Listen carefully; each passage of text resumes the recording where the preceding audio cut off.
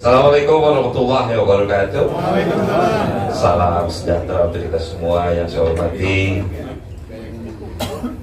Pak Heri Cahyadipura, Pak Sahrul Effendi, Ketua Forum Puna Pejabat Pemprov DKI, dan Pak Dadang SBY. Pertama-tama mari kita panjatkan puji syukur pada Allah, hari ini kita bisa bersilaturahim, dan momen ini sebetulnya saya pribadi sangat saya tunggu. Saya cukup terkejut di saat begitu. Oke. Saya juga cukup terkejut di saat sahabat saya Lero Osmani membawa suara perkumpulan ini. Saya bilang, ini urusan apa Lero Osmani kenal dengan Pak Sarul nih kan? Jadi singkat kata, wah tentu saya bilang ini mesti dijadwalkan. Bapak Ibu sekalian, tentu saya sebagai seorang birokrat baru, tidak semua saya pahami. Cuman insya Allah 11 tahun saya di Provinsi Banten, cukup belajar.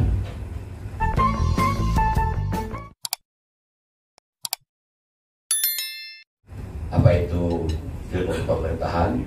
Walaupun saya SIP, saya ambil ilmu politik, tapi saya sempat mau S2, cuman waktu itu ada masalah di Provinsi Banten. Saya tidak melanjutkan karena saya harus menjadi pejabat gubernur waktu itu. Singkat kata, 2008 saya masuk dalam dunia birokrasi sebagai wakil bupati di Kabupaten Tangerang, mendampingi Pak Ismet Iskandar. Hampir 2008-2012, hampir 4 tahun saya di sana. Kemudian memang saya ada penugasan, yaitu saya pindah menjadi wakil gubernur di Provinsi Banten. Waktu itu kalau memang saya hanya ingin sekedar menjadi pejabat, saya nggak akan pindah ke Banten. Karena waktu itu Pak Ismet sampai hari ini beliau sakit agak parah. Beliau stroke. Kalau hanya sekedar saya menjadi pimpinan, saya akan tetap di Kabupaten Tangerang. Bapak Ibu sekalian, Tangerang Selatan itu hasil saya. Bapak bisa cek di Kementerian Dalam Negeri waktu itu Pak Menterinya masih Pak bekas Gubernur Jawa Tengah, Pak Mardianto. Karena waktu itu Pak Ismet Iskandar lagi sakit, Pak, sehingga dia tidak bisa meneruskan. Tangsel harus terbentuk karena itu adalah janji politik. Sehingga dengan susah payah kami menyelesaikan seluruh aset. Makanya begitu Tangsel terbentuk, tahun pertama dia sudah mendapat BTP. Karena kami mempersiapkannya, begitulah sebuah kabupaten memberikan hak dari pemekaran. Kemudian saya pindah ke Provinsi Banten, provinsi yang sangat unik, Pak. Tanpa disadari sampai hari ini. Sampai hari ini, Pak. Banten itu Kapoldanya 2, Pak. Kapolda Metro dengan Kapolda Banten. Pangdamnya juga 2, Pak. Pangdam Jaya dengan Pangdam Siliwangi. Sehingga Bapak bisa bayangkan bagaimana kami harus berkoordinasi. Banyak orang bertanya, apa sih hasil Rano Karno selama di Banten? Memang nggak terlihat karena Banten selalu di ujung, nggak pernah dikasih lihat. Dan memang sejak dulu mereka bermain selalu tidak ingin dilihat. Saya karakternya bukan orang seperti itu. Saya perlihatkan. Bapak semua tahu 2013 apa yang terjadi di sana. Pertama saya undang adalah Korsus dan KPK masuk untuk membenahi. Susah payah saya mempersiapkan WTP. Akhirnya setelah tahun 2016 saya tidak menjadi gubernur, pertama kali Banten mendapat WTP. Memang pada itu zaman Pak Gubernur baru, tapi Bapak paham bagaimana proses mempersiapkan WTP itu nggak mudah, tidak cukup dalam 1-2 tahun. Bapak bisa bayangin, kami diminta 1.800 perjanjian kontrak pemerintah daerah, yang ditemukan cuma 400. Bisa bayangin bagaimana yang saya hadapi di Provinsi Banten. Saya sempat Bell's palsy, Pak. Sempat miring, Pak. Orang sono bilang saya kesambet. Sampai orang sono bilang, lu kuat juga lu dulu ya. Singkat kata, begitu kecintaan saya terhadap Provinsi Banten, apa yang bisa saya lakukan? Saya nggak bisa buktikan di sini melalui foto ya, Pak Beto ya. Saya awali misalnya pada waktu Pak Jokowi masih menjadi gubernur DKI. Beliau berkunjung ke Provinsi Banten dan saya terima di pintu 10 Kota Tangerang. Waktu itu bicara tentang banjir dan akan melakukan penyodetan dari sungai Ciliwung ke Cisadane. Saya waktu itu bilang bukan kami tidak setuju, Pak, tapi Jakarta tidak tenggelam, Serang atau Kota Tangerang jauh lebih tenggelam lagi. Singkat kata, ada 14 proyek nasional. Saya tidak mengklaim itu saya, itu memang pemerintah pusat. Tapi bagaimana Anda bisa mendapatkan proyek APBN kalau tidak punya harmonisasi dengan pusat? Ini akan jawab kenapa nanti Pramono Anung, kenapa bukan Rano Karno jadi gubernurnya. 14 proyek nasional, Pak. Yang pertama adalah pelebaran dan perpanjangan Bandara Soekarno-Hatta. Bapak tahu, 6 tahun itu surat di atas meja gubernur tidak pernah ditandatangani. Sejak saya tahun 2016 jadi gubernur, 2 minggu di meja saya langsung. Karena apa? Memang kebutuhan. International flight tidak akan mendarat di Bandara Soekarno-Hatta dengan status seperti itu. Runway kurang panjang, lebarnya juga kurang. Alhamdulillah, bangunlah Bandara Soekarno-Hatta.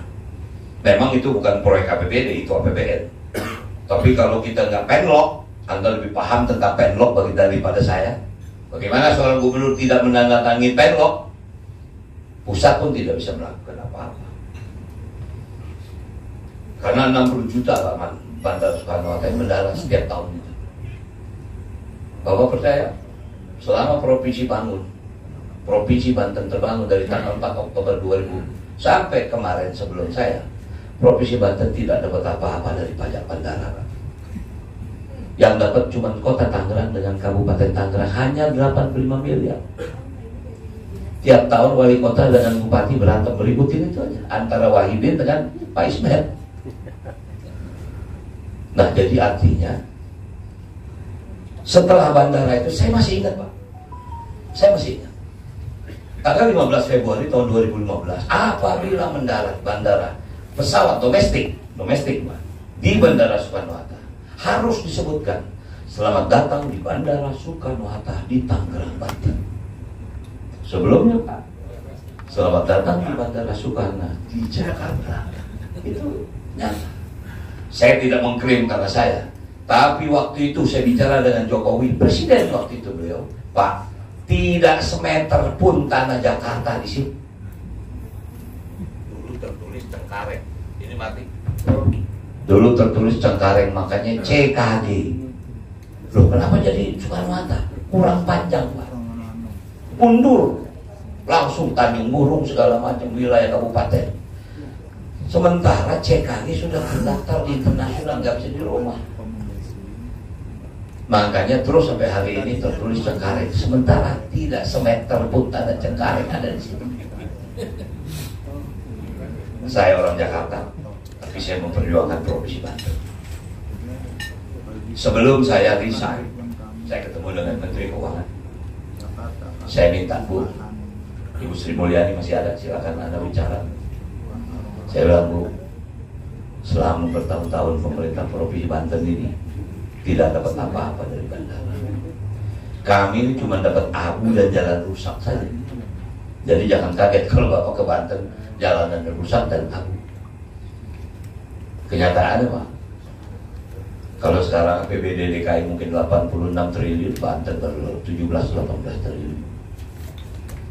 60% industri di Provinsi Banten, kantor pusatnya Jakarta. Mungkin Bapak ada yang tinggal di Tangerang, mungkin di kota, di Tangsel, atau di Kabupaten Tangerang. Sampai hari ini, Pak, nomor polisinya B, nggak ada yang A. Itu saya perjuangkan, Pak. Saya orang Jakarta, tapi saya perjuangkan Banten. Waktu itu saya minta dengan Ibu Sri Mulyani, Bu, nggak usah minta banyak-banyak, ada 6 komponen pajak di bandara. Tahu saya, aftur, pesawat, segala macam. 6 saya minta 1, airport tax. 5.000 perak aja, Bu, cukup. Bapak bisa bayangin 60 juta yang mendarat pasti setiap tahun. Kalau bandara itu bisa menghasilkan 3 triliun buat Banten, selesai semua jalan infrastruktur Provinsi Banten. Cuman sayang, begitu saya nggak jadi gubernur, Saya tidak tahu apa yang terjadi, tidak terlanjutkan. Nah, kita tahu rencana udah panjang, Pak. Saya tahu tentang yang namanya PIK 1, PIK 2 sampai PIK 12 saya tahu sejak saya jadi zaman wakil bupati, Pak. Jadi buat saya nggak ada. Bagaimana rencana pengembangan sampai PIK itu masuk dalam proyek strategis nasional. Mau kemana ini arahnya? Nah, ini kan aglomerasi, Pak. Nah, jadi sekali lagi, tentu saya sebetulnya ingin memproduk sedikit. Saya tuh nggak kebayang bersedia jadi calon wakil gubernur. Saya sudah pikir cukup, Pak. Ya mungkin umur saya nggak beda-beda jauh dengan Bapak. Saya udah 64. Saya di Komisi 10 memang sedang fokus membangun pendidikan. Rame tentang KUT. Sekarang kita bikin panja biaya pendidikan. Bapak bisa bayangkan, selama puluhan tahun pemerintah ini barangkali melanggar undang-undang karena tidak pernah 20% mandatori undang-undang untuk anggaran pendidikan. Anggaran pendidikan 600 sekian triliun, sementara Kementerian Pendidikan itu cuma kira-kira hampir 90 triliun.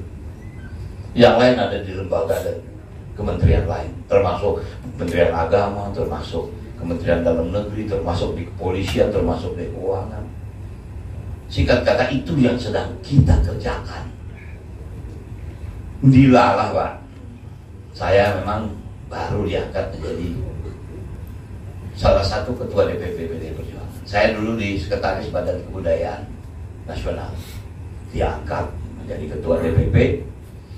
Kemarin mempersiapkan pilkada yang 518 ini, Pak. Seluruh Indonesia, saya terlibat di situ. Menyusun siapa gubernur di sana, bagaimana prestasinya, wakilnya siapa, wah wali kota, wah pusing, Pak. Artinya sedang begitu. Dalam hati saya berdoa, jangan sampai saya ditugaskan. Cukup. Saya udahlah, saya mau di Komisi 10.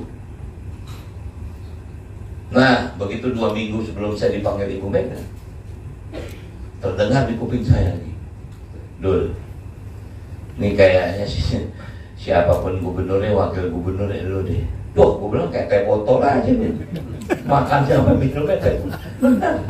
Enggak, keluar enggak, gue nggak mau. Cukup. Makanya maaf, Pak, kenapa saya nggak maju di Banten? Saya sengaja tidak maju di Banten. Satu, saya orang sangat realistis, Pak. Kemarin hasil pileg kemarin saya di Banten nomor 3. Nomor pertama namanya Airin, nomor kedua PKS Habib, nomor 3 saya. Itu kan selalu tolok ukur apa mungkin saya maju di Pilkada Banten. Berat untuk saya berkalkulasi. Yang kedua yang paling berat kan mundur DPR, Pak. Kalau maju menang iya nggak apa-apa, tapi kalau maju kalah DPR hilang. Kita udah babak belur, bahasa Betawinya kan, Pak. Jadi aman aja, wajar kita berhitung. Sudah, saya tadi sudah berpikir begitu. Tiba-tiba saya diundang oleh Ibu Megawati, dipanggil di rumah beliau, dan beliau bicara, no, saya bicara sebagai ketua umum, hak prerogatif saya, dan tidak ada diskusi. Saya perintahkan kamu jadi wakil gubernur DKJ mendampingi Pramono Anung. Kaget saya, loh, mau izin apa Mas Pram harus mau? Itu perintah. Wah, saya nggak kepikir Mas Pram loh, Pak. Sumpah, jangankan saya berpikir, Mas Pram aja nggak berpikir dirinya dipilih. Dalam 2 minggu itu, Pak, di DPP itu hanya tersebar 2 nama yang gubernur. Survei paling tertinggi Anies, itu realita. Survei kedua Ahok, itu realita. Survei, makanya kan rame. Terakhir itu kan rame. Ya saya kan bilang, ya kalau saya kan petugas partai, dengan siapa saya siap aja. Cuman dalam konotasi di benak saya, kalau nggak Anies, Ahok kan. Tiba-tiba yang dipilih Pramono Anung. Waduh, mikir saya, ini kenapa Pramono Anung? Wow, saya minta maaf, saya tidak membesarkan seorang Megawati Soekarno Putri. Inilah visionernya beliau. No, sebentar lagi DKI akan pergi, Jakarta akan terbang jauh, I-nya akan hilang. dia menjadi DKJ. Nah, kalau Jakarta sudah tidak jadi ibu kota, Jakarta mau jadi apa? Satu. Yang kedua, bikin lidah saya keluh, Pak. Sebetulnya hari ini saya siap kompensasinya, saya siap dipecat. Karena sebetulnya saya ingin nolak. Satu, tentang Jakarta. Kedua, dia bilang, no, kamu kan Betawi. Kalau Jakarta nggak ada, Betawi ada di mana? Wow. Saya minta maaf, Pak. Ibu saya Betawi, bapak saya memang Padang. Kalau Anda tanya, apakah saya asli? Mungkin saya asli anak Kemayoran. Saya lahir di Kemayoran, di Kepudalan Gang 7, pusat lokalisasi Planet Senen, Pasar Burung, tempat gedenya Benyamin Suhaib. Dia di Jiung, saya di Kepu. Kemudian di tengah-tengah ada namanya Gang Bugis, itu Atek Istak. Jalan Naraga itu Bing Slamet. Jadi memang lingkungan itu lingkungan seni. Bahkan di Senen itu ada yang namanya bioskop rek. Sebelah bioskop rek ada restoran Padang. Itulah tempat berkumpulnya para seniman Senen yang dulu itu budi ejekan. Tapi itulah tempat orang Arifin Seno, semua orang-orang film Syuman Jaya, semua termasuk Harmoko, mantan menteri penerangan, nongkrong. Saya ingin tahu karena waktu kecil saya sempat melihat mereka. Jadi kalau bicara tentang Betawi, Pak, semangat saya hadir kembali. Saya bertemulah dengan Mas Pramono. Pagi ya, siang jam 12 saya ketemu ibu, makan siang bersama. Setelah itu saya diberitahu, kamu ketemu Mas Pram, ngobrol. Pertama kali dia ketemu saya, Bang, percaya sama saya? Oh, percaya Mas. Mestinya Bang Nano yang jadi gubernur. Enggak, Mas jadi gubernur. Saya pernah jadi gubernur, Mas belum pernah jadi gubernur. Yakin Mas saya? Yakin Mas. Bismillah, bismillah. Barulah kita bilang, telepon lah, video call ke ibu. Bu, nih saya udah ketemu Bang Nul di rumah nih, gini. Besok kita akan daftar. Saya kaget, Pak. Besok daftar tidak pakai deklarasi kita ini. Kita nggak pakai deklarasi. Tiba-tiba besok daftar. Nah, singkat kata, dari 11 tahun saya ada di dunia birokrat. Saya menganggap pemerintahannya cuma dua, urusannya cuma dua. Yang pertama disebut urusan wajib, Bapak lebih paham daripada saya. Yang kedua urusan pilihan. Cuman mungkin bedanya bedanya DKI ini beda. Saya nggak pernah memimpin wali kota seperti sekarang. Artinya di Banten, Pak, wali kota kan pilkada, bupati yang pilkada. Kalau DKI ini kan wali kota dipilih oleh gubernur dan wakil gubernur. Itu saja bedanya. Jadi tugasnya administrasi saja. Oh. Langkah pertama kami tentu bersilaturahim dengan para mantan gubernur. Saya bersyukur, Pak, tahun 2007 sebelum Bang Ali meninggal, saya sempat ketemu. Saya sempat bicara. Karena sebetulnya, Pak, wacana saya menjadi gubernur DKI itu tahun 2007, Mas. Kalau Anda nggak percaya, Anda bisa bicara dengan Pak Foke. Anda bisa tanya Pak Doro Jatun. Jadi pada waktu 2007 saya diminta jadi wakil semua orang. Kaget saya. Loh, saya waktu itu masih bintang film. Gimana caranya saya bisa jadi gubernur? Nggak paham saya. Nah, jadi singkat kata, saya juga agak bingung kok sekarang lagi saya kembali dalam tempat ini. Sementara 2016 saya sudah tinggalkan dunia pemerintahan. Saya terakhir menjadi gubernur Banten tahun 2016 karena 2017 pilkada saya kalah. Inilah amanah almarhum Sabeni yang saya lawan. Sabeni itu bapaknya Sidul, Pak. Dia kan bilang, masih Dul, sekali-kali lo jadi gubernur dulu. Saya jadi gubernur cuma sekali, Pak. Ikut pilkada kalah. Bener juga di Babe bilang sekali-kali pakai kelawan. Itu yang membuat, udahlah, cukup. Nggak tahu sekarang diperintahkan seperti ini. Bapak sekalian, tentu kalau dikatakan visi misi, saya sudah mencoba menyiapkan di sini. Apa yang akan kami lakukan sebetulnya pada dasarnya melanjutkan apa yang telah dibuat oleh para mantan gubernur. Kita datang ke Bang Yos, kita bicara sama Bang Yos cerita bagaimana. Dia cerita bahkan bagaimana? No, lo tahu nggak dulu ya, kebetulan saya minta maaf ya Pak, waktu Bang Yos jadi gubernur DKI, mungkin kalau bapak-bapak masih ingat ada di angkatan beliau, saya yang mengatur perpindahan rumah dia dari Panglima ke rumah gubernur, keluarga Cidul waktu itu. Maudi masih ada, Jenab, kita kan dulu pakai oplet. Bang Yos di situ nanya sama saya, Dul, aku pakai nama sopo ya? Apa Bang Yoso? Jangan Bang Yoso, pakai nama Bung Karno yang sakit, saya bilang. Kan ada itu Wisma Yoso. Pantas ya, udah Bang Yos aja. Bang Yos itu dari saya. Dan Bang Yos mengakui itu.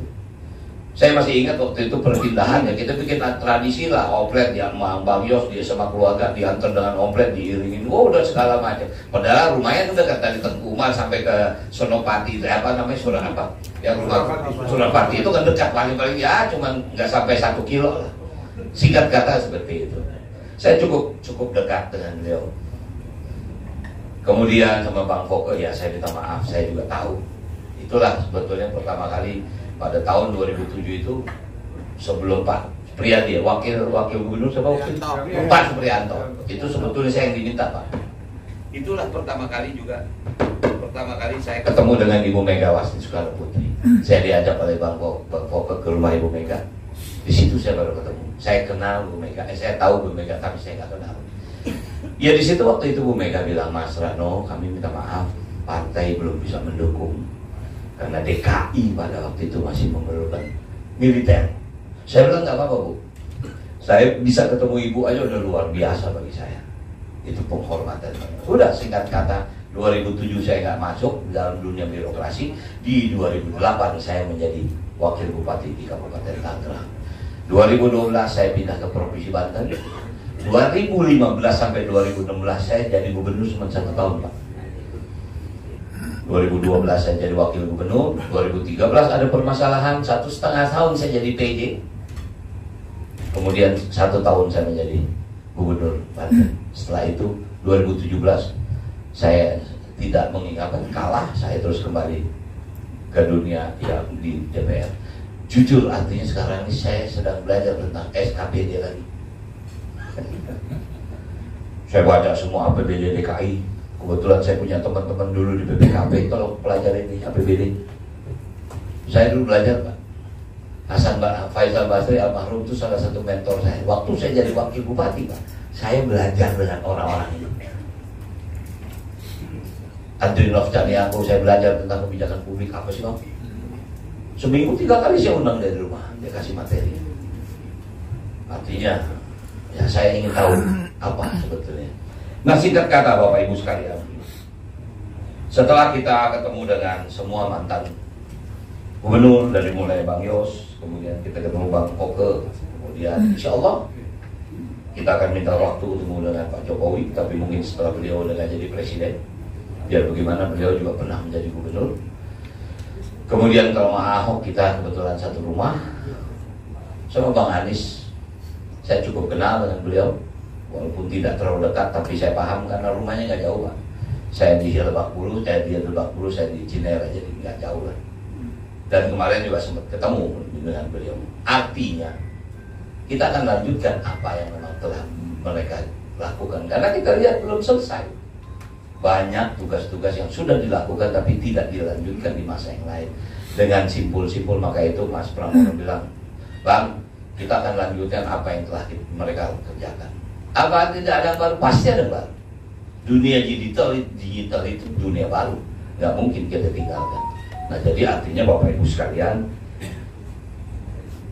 kalau dikatakan visi, ini undang-undang nomor 2 tahun 2024 tentang visi Jakarta mewujudkan Jakarta sebagai pusat perekonomian nasional dan kota global. Nah ini kita harus cari makna apa sih perekonomian nasional dan apa ini yang namanya kota global.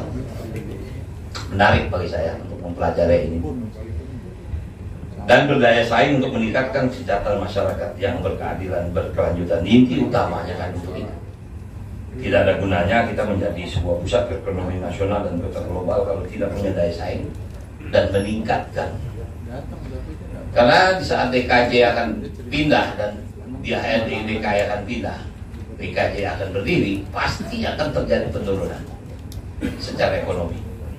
Walaupun kecil, Namun sebetulnya kalau digenjot jauh lebih besar lagi. Karena apa? Dunia digitalnya, maaf, DKJ ini belum maksimal memanfaatkan. Kita punya bank DKI, saya tahu asetnya berapa, tapi saya lihat ya bisnisnya cuma konvensional saja, tidak masuk ke dalam tempat-tempat digital. Digital ini nggak bisa dikejar, Pak. Anda mendengar tentang Bitcoin, kripto, itu digital yang tidak bisa kita pungkiri, itu bagian dari perekonomian global. Jadi ada potensi sebetulnya yang lain yang luar biasa potensinya. Cuman mungkin kemarin belum sempat dikemas karena kita mengalami satu transisi pandemi yang luar biasa. 3 tahun semua pemerintah kolek, refocusing di mana-mana. Sehingga barangkali sekarang beberapa provinsi, Pak, utang dana PEN juga cukup besar. Jawa Barat itu hampir 4 triliun, Pak. Banten hampir 2 triliun. Membangun Stadion Banten Internasional, Pak, itu hampir 1,1 triliun. Yang sampai hari ini, Pak, nggak pernah dipakai buat sepak bola. Serius. Sedih saya. Waktu itu zaman saya itu bukan suatu program baru, program lama zaman Bu Atut sudah ada, DED-nya sudah ada. Cuman memang kita waktu itu berdebat, apakah harus begini? Apakah harus di kota Serang ada stadion sama seperti JIS misalnya? Stadion ada, Pak, asramanya nggak ada, hotel nggak ada, Wisma nggak ada. Ini sekarang mau main bola, anak-anak mau tidur di mana? Kenyataan seperti itu. Nah, jadi artinya kalau dikatakan misinya, Pak, membangun masyarakat modern megapolitan yang madani, berdaya, berbudaya dan sejahtera. Kemudian mewujudkan ekonomi inovatif dan kompetitif dengan akses sumber kehidupan yang merata. Mewujudkan pemerintahan dengan manajemen kota modern yang akuntabel dan responsif. Kemudian menciptakan ruang aktivitas yang aman, nyaman, dan berkualitas. Selanjutnya menjamin kegiatan ekonomi, sosial, dan budaya yang berkelanjutan. Sedikit saja saya ingin bertanya sebetulnya. Saya sudah 3 kali dalam bulan ini berkunjung ke Taman Ismail Marzuki. Saya tahu karena pada waktu revitalisasi dilakukan zamannya Bung Anies itu terjadi penolakan dari seniman budayawan. Saya sempat ketemu dengan Bung Anies di Komisi 10 dengan para budayawan yang waktu itu menolak revitalisasi. Cuman waktu itu saya memberikan dukungan kepada Bung Anies. Saya setuju dengan revitalisasi, tapi saya tidak setuju dengan pengelolaan Taman Ismail Marzuki. Taman Ismail Marzuki itu tahun 72 dibangun pada zaman Bung Ali. Yang saya sangat tahu, Pak, pengelolaannya diserahkan oleh Dewan Kesenian Jakarta. Jadi para seniman lah yang mengelola gedung itu. Tapi memang proses waktu wajib, saya lihat tim itu harus revitalisasi. Karena wah keadaannya bau, udah kotor, kumuh segala macam. Singkat kata, revitalisasi lah. Anggaran 1,7 triliun. Sekarang menjadi penolakan adalah pengelolaannya diserahkan oleh Jakpro selama 28 tahun. Sampai sekarang, Pak, ada tapi tidak dikelola. Ada Wisma yang dibangun untuk hotel sampai hari ini belum selesai. Seniman bilang sebentar lagi di tempat uka-uka, Pak. Misalnya hal seperti itu, saya bilang sama Bung, dulu Pemda DKI itu menyerahkan pengelolaannya kepada seniman. Sekarang ini nggak ketemu, Pak, antara Jakpro dengan Jakpro itu hanya mencari orang yang menyewa gedung, tapi nggak pernah membuat kegiatan. Dulu maaf, saya nggak tahu Bapak nonton, mungkin God Bless main di sana, Rendra main di sana. Sekarang nggak pernah kita dengar kesenian apa yang main di sana, nggak ada. Kemarin berkumpul lah para seniman, tolong kalau lo jadi wakil tolong lo mikirin kita. Apa Barat Nariatiano, kamu tahu lo, kita main panggung 4 hari, nyewa 250 juta. Akibatnya kita mesti jual tiket mahal, yang nonton cuma 24 orang. Nggak bisa Jakpro seperti itu. Saya minta maaf, saya ke Perancis, saya ke Jerman, lembaga kebudayaan itu bukan lembaga bisnis. Nah, ini sebetulnya yang bagian yang menjadi visi misi saya terutama. Karena seniman budaya, saya minta maaf Pak, saya minta maaf. Sebetulnya nggak mau saya terucap. Cuman kemarin diucapkan oleh seniman itu sendiri. Rendra itu sakit Pak, sakit parah Pak. Saya yang biayain. Saya beli naskah dia sampai sekarang saya nggak tahu buat apa. Cuman untuk membantu dia. Nggak ada bantuan pemerintah kepada seniman budayawan. Nggak ada. Memang mungkin nggak wajib, tapi nggak ada cara lain bisa membantu ini. Banyak yang seperti itu Pak. Saya kemarin berkunjung ke Hamdan ATT Pak, stroke 4 tahun. 4 tahun Pak. Ernie Johan kemarin baru operasi dengkul Pak.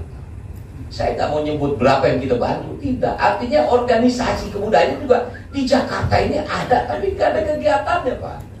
Parvi ada 4. KFT karyawan televisi nggak ada lagi. Bagaimana ini nasibnya?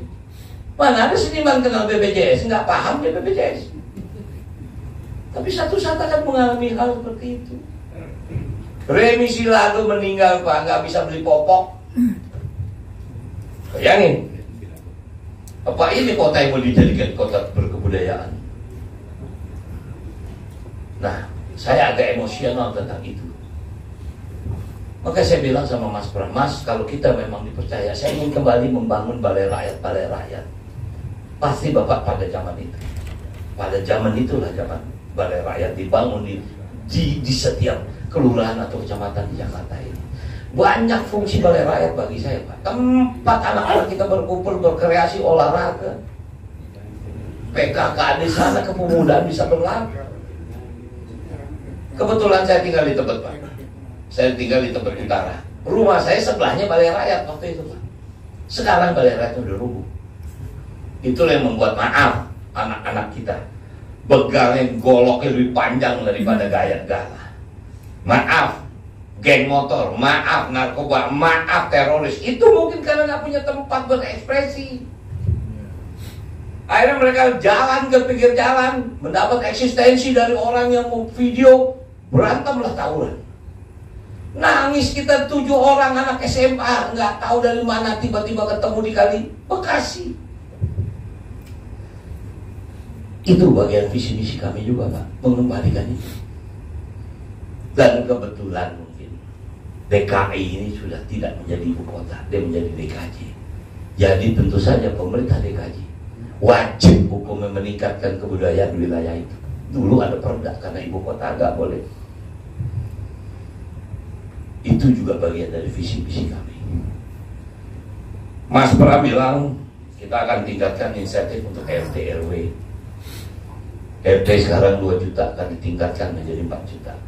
RW dari 2,5 akan ditingkatkan menjadi 5 juta. Walaupun ada yang mau meningkatkan 2 juta, nggak apa-apa, silakan. Nggak apa-apa, itu hak. Saya ditanya sama teman-teman, gimana Bang Bro? Nggak apa-apa, setiap orang pasti punya program. Monggo aja. Masuk akal nggak? Jangan lu tanya masuk akal. Tempat ini udah tempat nggak masuk akal. Ya bagaimana dalam waktu 5 tahun kita mesti bebenahin macet di Jakarta? Nggak kelar. Saya bukan orang pandai, Bapak lebih pandai dari saya. Banjir nggak kelar, 13 sungai melintas Jakarta, apa selesai dengan Jakarta? Enggak. Sebagai Gubernur Banten, saya pernah menjadi ketua tim koordinator untuk wilayah Jabodetabek Kunjur. Nggak bisa, Jakarta berpatokan juga kepada wilayah penyangga. Nggak bisa. Saya bersyukur nih, belum masuk di Pemda. Saya dengar katanya Pemda DKI sudah membeli 500 unit bus untuk busway. MRT sudah bagus, alhamdulillah, harmoni sudah mulai digali. Kalau untuk kemarin waktu presentasi 4 tahun mangkrak, saya tanya kenapa 4 tahun mangkrak? Ya ternyata ditemukan banyak artefak di bawah katanya. Makanya nggak kaget kalau kita lihat di kota tua Wah, masih jalan apa ketemuin rel, Pak. Masih ketemu rel kereta api di bawah itu. Wah, saya bilang ini menarik ini kan sebagai sebuah kota. Nah, jadi itu juga bagian dari visi misi kami. Kita paham 3.000 industri berkeliling di Jakarta ini, Pak. Industri keliling Jakarta dikelilingi 3.000 industri. Banten, Bapak jangan tanya saya hafal tentang industri jumlahnya di Banten. Bagaimana bisa kita melihat awan biru? Orang bilang, Bang, jarang kita melihat awan biru. Kadang-kadang kita lihat kabut. Bagaimana mau awan biru kalau semua kita Jakarta dikelilingi pabrik begini? Nah, jadi sekali lagi, Pak, polusi udara juga menjadi permasalahan umum. Kemacetan kita sudah sangat paham. Tapi pemerintah daerah selalu berusaha membuat kebijakan walaupun nggak populer. Makanya dia Bang Yos bilang, lo kan lu dulu tahu gua waktu bikin busway, gua diprotes kiri kanan. Berapa banyak pohon gua tebang, jalanan gua bongkar. Kalau nggak begitu, mati Jakarta stuck. Waktu aku bikin pagar Monas, lo tahu berapa miliar gua bikin pagar Monas? Orang protes, ngapain buang-buang duit Bang Yos bikin pagar Monas? Dia bilang, lo bayangin nggak kalau Monas itu nggak dipagar? Gembel nginep di situ, mandi di situ, tidur di situ. Bagaimana? Mau apa coba Monas itu? Nah, jadi dia menyampaikan, kalau memang ada sesuatu yang nggak populer, jalankan kalau memang itu benar. Itu harus resiko yang diambil. Saya percaya tentang itu. Saya ditanya teman-teman, Bang, gimana nanti ada penggusuran nggak? Bahasanya mungkin bukan penggusuran, tapi pengorbanan. Manggarai kebakaran. Bagaimana pemadam mau masuk kalau jalanan nggak ada? Sumber air nggak ada. 1.000 rumah lah habis. Pertanyaan, mau begini terus? Apa Jakarta mau begini terus? Saya nggak mau. Pasti harus dikorbanin. Cuman yang berkorban itu harus jadi prioritas. Kampung Bayam itu simpel masalahnya. Itu udah pelajari. Ternyata Bang Andi sudah menyerahkan kunci. Kenapa nggak diselesaikan? Itu bagian visi misi kami, Pak. Alhamdulillah saya berkunjung ke beberapa rumah susun, walaupun bukan milik Pemda, Perumnas segala macam, tapi ada bagian itu di Pemda. Mereka mengeluh, Bang, saya pergi ke daerah, apa sih, PDAM udah lama nggak keluar, Pak. Udah 3 bulan PDAM nggak keluar. Keluarnya malam cuma 5 menit, bau kali, Bang. Wah.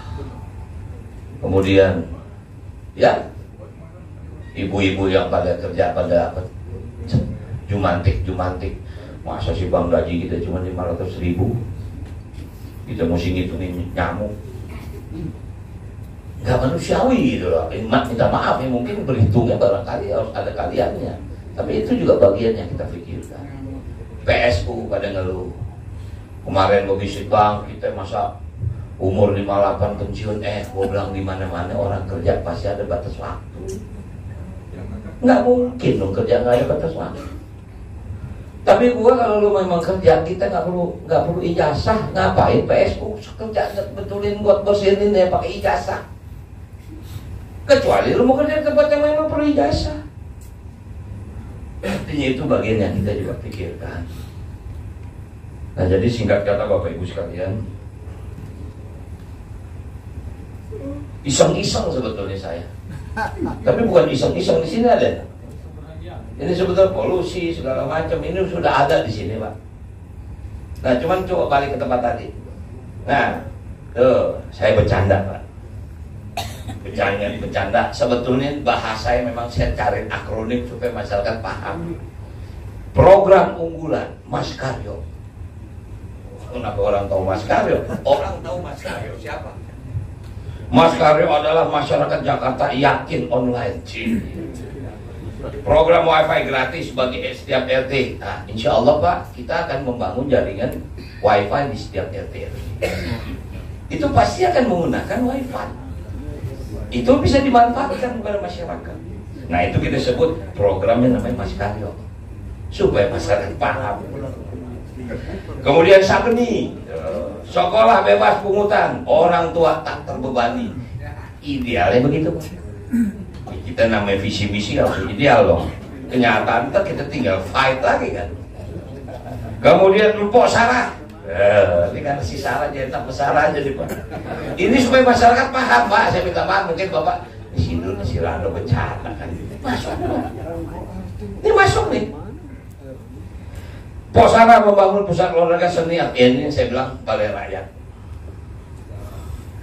Ya kemarin misalnya Mas Pram ditanya kita di daerah mana, orang ada ibu Bang, ini kita mau ngawinin anak di mana Bang, tempat nggak ada, rumah dia begitu keluar di luar pintu udah gang, kita nyewa jalanan, lewat tenda.